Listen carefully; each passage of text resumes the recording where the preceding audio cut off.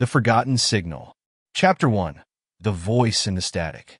The sun dipped behind the dense canopy of Eagle Ridge Forest as Alex double-checked their map. The trail they followed was faint, barely visible beneath the tangled roots and fallen leaves. It wasn't marked on any official guide, but rumors of strange discoveries in this part of the woods had drawn Alex in. They stopped to sip water, looking around. The forest was eerily quiet.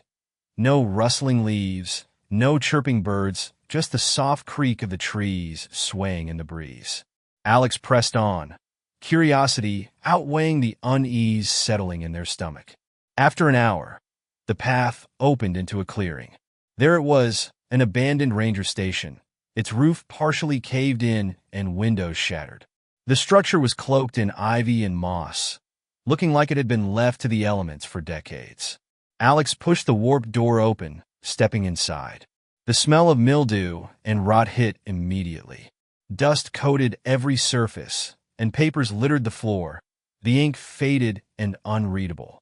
On a wooden desk sat a rusted shortwave radio, its power cord frayed and disconnected. Alex hesitated, then flipped the switch. Static erupted from the speakers, filling the small room. Alex turned the knob, trying to tune it, but no other stations came through. Then, a voice emerged from the static, distorted, desperate, but unmistakably human. "We need help. They're here. They're watching us. Please." Eagle Ridge, base camp, coordinates. The voice repeated, the urgency in its tone sending a chill down Alex's spine. They glanced at the unplugged power cord. The radio shouldn't be working. "Hello?"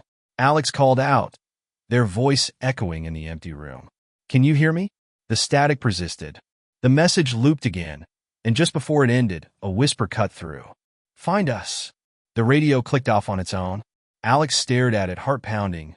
Despite the fear gnawing at their resolve, they grabbed a scrap of paper and jotted down the coordinates. Whatever had happened out there, someone might still need help, or something might be waiting. Chapter 2. The Silent Forest. The morning air was cool as Alex packed their gear and set off toward the coordinates. The trail was treacherous, overgrown with roots and thick underbrush. Every step seemed to take them deeper into an untouched part of the forest. The deeper they went, the more the forest changed. The trees grew thicker, their branches twisting like skeletal fingers. The sunlight dimmed, even though the sky above was clear. Shadows stretched unnaturally, pooling at Alex's feet as though the forest itself was watching. A rustling sound came from behind. Alex froze, gripping the strap of their backpack. Turning slowly, they scanned the trail. Nothing, just the endless trees. "Get a grip," Alex muttered, forcing themselves to move forward. By midday, they reached the coordinates. The clearing was barren except for the remnants of an old campsite. A tent lay crumpled and torn, its fabric shredded as if by claws. Rusted cookware was scattered around a fire pit, and a tattered journal lay half-buried beneath the dirt. Alex picked it up, brushing off the grime. The entries began innocently enough. "First night at base camp. The forest is beautiful, untouched, peaceful. Emily keeps saying she hears voices, but I think she's just spooked by the quiet." As the entries continued, the tone shifted. "Emily's not sleeping. She says something's watching her. I checked the perimeter. Nothing there. Just trees." The final entry was scrawled in a frantic hand. "The forest isn't what it seems. It moves. It watches. We can't leave. They won't let us." A gust of wind tore through the clearing, carrying with it a faint sound, laughter. High-pitched, distant, but growing closer. Alex dropped the journal and spun around. The trees beyond the clearing seemed alive, their branches swaying in a rhythm that didn't match the wind. "Hello!"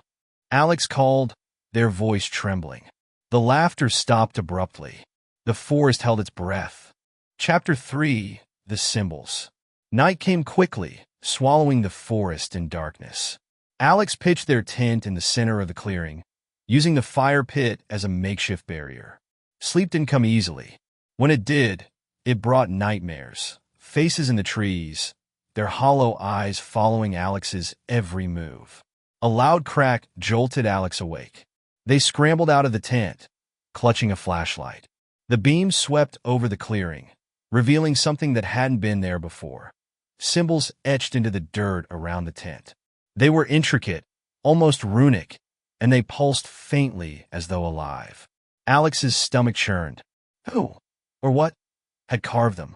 The radio in their pack blared suddenly, cutting through the silence. They're here. Run.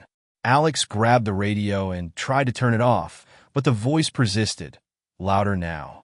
Run. The forest around them seemed to come alive. The trees creaked, their branches twisting unnaturally. Shadows began to move, converging on the clearing. Something stepped into the edge of the light. It was humanoid, but its limbs were too long, its face obscured by shifting static like a broken television screen. Alex didn't wait to see more.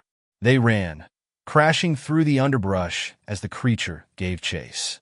Chapter 4: The Watcher. Alex stumbled into another clearing, gasping for breath. The forest felt alive, its branches reaching for them like claws. They tripped over something hard and metal. A closer look revealed another shortwave radio, identical to the one in the ranger station. It flickered to life as Alex approached, its speaker crackling. You can't run. The voice wasn't desperate anymore. It was cold, almost amused. Alex screamed and hurled the radio into the trees, but the voice continued, now echoing all around them. The forest claimed them. It will claim you too. The trees began to close in, their trunks shifting unnaturally to block any escape. In the shadows, Alex could see the Watcher, its form constantly shifting. Desperation surged through Alex. They grabbed a branch and swung it wildly, but it passed through the Watcher as though it weren't entirely there. The laughter returned, louder now, echoing inside Alex's head. Chapter 5: The Loop. Alex stumbled back into the first clearing, the ranger station looming ahead. It was impossible. They'd run miles in the opposite direction. The door was ajar, light spilling out as though welcoming them. Alex stepped inside, clutching their stomach as a wave of nausea hit. On the desk, the radio sparked to life again. The voice was different now, Alex's own. We need help. They're here. They're watching us. Please. Eagle Ridge Base Camp, coordinates. The realization hit like a freight train. The loop wasn't ending. They were part of the message now. Outside, the Watcher waited patiently, its static form flickering against the trees. The radio crackled one final time. Find us. The door slammed shut, leaving Alex trapped in the station as the static consumed everything. Epilogue: The Forest Secret. The ranger station sat in silence, its windows dark and lifeless, as if the events inside had never happened. Days turned to weeks, and the disappearance of Alex sent ripples through the community back home. Their friends filed a missing persons report, but search teams combing the forest found no sign of them. No footprints, no campfire remnants, no trail markers. It was as though Alex had vanished into thin air. Months later, a team of hikers stumbled across the station. Drawn by its eerie, decaying exterior, they ventured inside. Dust motes floated in the stagnant air, and the faint scent of mildew clung to the walls. On the desk, the old shortwave radio sat silent, its dials frozen in place. One of the hikers, Megan, reached out to touch it, but the others hesitated. Something about the station felt off, as though the air itself was heavier inside, pressing down on them with invisible force. Megan, undeterred, flipped the switch. Static roared to life, making the group jump. The noise crackled unevenly, and a distorted voice broke through. They're watching. Eagle Ridge, coordinates. The hikers exchanged uneasy glances. Megan frowned, fiddling with the knobs. This is just interference, right? She asked, her voice uncertain. But the message looped, repeating Alex's desperate plea for help. Another hiker, Sam, noticed a notebook lying on the desk. He opened it carefully, revealing page after page of disjointed journal entries. The writing was frantic, the ink smudged and chaotic.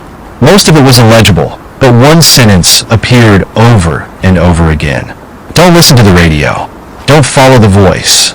Sam felt a chill crawl up his spine. "We need to leave," he said, his voice trembling. But Megan wasn't ready to go. "If someone needs help, we can't just walk away," she argued. She pulled out her phone to take a picture of the radio. The moment her camera clicked, the static stopped. For a moment, the silence was deafening. Then, the radio spoke again, its tone sharper and more guttural. Too late. The cabin door slammed shut, plunging them into darkness.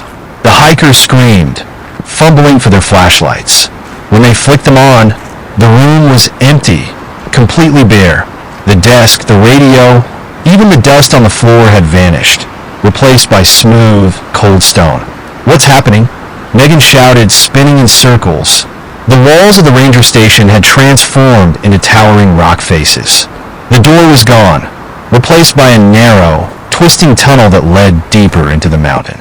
The group clung to one another, their flashlights revealing strange symbols etched into the stone, symbols that glowed faintly, pulsing like a heartbeat. The air grew colder with each step they took, and the oppressive silence was broken only by their own panicked breathing. At the end of the tunnel, they emerged into a cavern. In the center was a pool of water, so black it looked like liquid void. Around it, ancient wooden radios were arranged in a perfect circle, each one hissing with faint static. A figure stood at the edge of the pool, facing away from them. It was humanoid, but its movements were unnatural, jerky, as though it were a puppet on invisible strings. Megan shone her flashlight toward it, and the beam illuminated a horrifying sight. The figure's face was a distorted version of Alex's, stretched and pixelated like a corrupted video file. "Help me," it whispered, its voice overlapping with Alex's and something deeper, darker. The hikers backed away, but the creature's head twisted unnaturally to follow them. Its mouth opened wide, the sound of static pouring out like a scream. The radios around the pool crackled to life, voices overlapping and echoing off the cavern walls. They all repeated the same chilling phrase. "The forest watches. The forest waits." Sam grabbed Megan's arm and pulled her toward the tunnel. "Run!" he yelled. The group sprinted back the way they came, but the tunnel seemed to stretch endlessly. The glowing symbols on the walls began to shift, their shapes contorting into faces that followed their every move. The static grew louder, drilling into their skulls. Finally, they burst out into the open forest, gasping for air. The ranger station was gone, replaced by an empty clearing. The sunlight was harsh, almost blinding after the darkness of the cavern. But something was wrong. The trees around them were unfamiliar, their trunks twisted and blackened. The trail they had followed was gone, replaced by an endless expanse of dense underbrush. "We're not where we started," Megan whispered, her voice trembling. The sound of static drifted through the air again, faint but growing louder. The group turned in unison, and there was the Watcher. Its form shimmered like a mirage, its face still bearing Alex's corrupted features. The last thing they heard before the forest swallowed them was the voice on the wind. The loop begins again. Weeks later, a new group of hikers reported hearing strange voices deep in Eagle Ridge Forest. Search parties combed the area, but found nothing. And yet, those who venture close to the forest's heart swear they can hear faint static, an endless broadcast that whispers of forgotten souls, endless loops, and the Watcher who never sleeps.